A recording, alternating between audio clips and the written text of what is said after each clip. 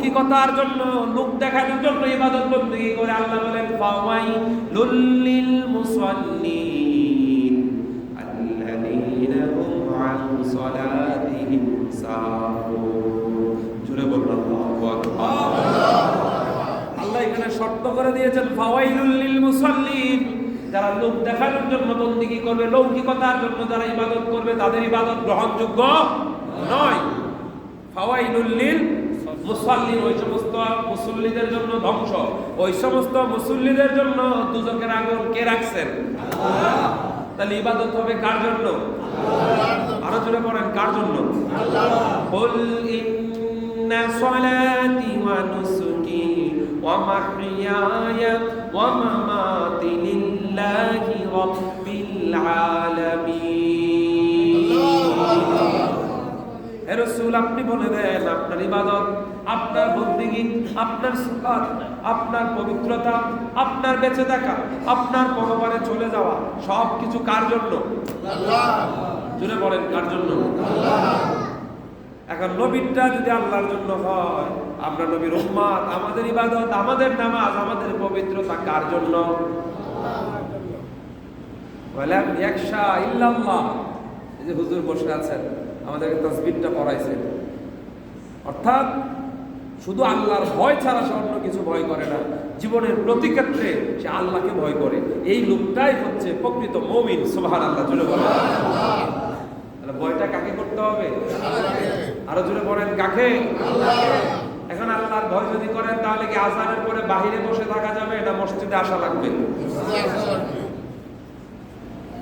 আল্লাহর ভয় যদি করে, আমার নবীর সুন্নাত মানা লাগবে কিনা? কথা বলে। আল্লাহর ভয় যদি করে, আল্লাহ যেভাবে বলেছেন, আল্লাহ বলছেন আমার হুকুম মানো, আমার নবীর আনুগত্য করো। আনুগত্য বলতে নবীজির লাইফস্টাইল, নবীজির আদর্শ, নবীজির ক্যারেক্টার, নবীজির বিহেভিয়ার সবকিছু মানার নাম হচ্ছে আনুগত্য। সুবহানাল্লাহ। জোরে বলেন। মনে রাখবেন, নবীর প্রেমে যে যত বলিয়ান, তার চেহারার মধ্যে হেদায়েতের নূর তত বেশি পরিমাণ। নবীর প্রেম ভালোবাসা বোঝানোর জন্য দলিল দিয়ে বোঝানো যায় না। আশিকদের কোনো দলিল লাগে না। আশিকরা হৃদয় থেকে নিজের জীবনের চাইতে বেশি নবীকে ভালোবাসে। আশিকরা সন্তান ছেড়ে দেয়, বাবা মা ছেড়ে দেয়, এরপরে নবীকে ছাড়ে না, নবীর কদমে বসে থাকে। এর নাম হচ্ছে আশিকে রাসূল। আশিকে রাসূল যখন দুনিয়ার থেকে বিদায় হয়, তার চেহারাটার মধ্যে নূর আসে। সুবহানাল্লাহ। জোরে বলেন।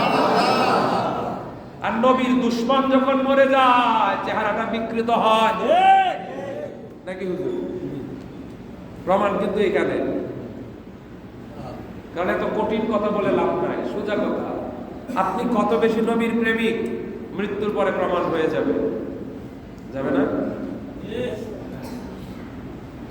এজন্যই তো ওই যে গজলে বলে না, নবীজির প্রেমিকদের কোনো চিন্তা নাই, চলো নবীজির জান্নাতে মদিনাতে যাই। পরে চলো নবীজির জান্নাতে মদিনাতে যাই। সবারটা ছেড়ে নবীজির আশিকদের, নবীজির প্রেমিকদের কোনো চিন্তা নাই।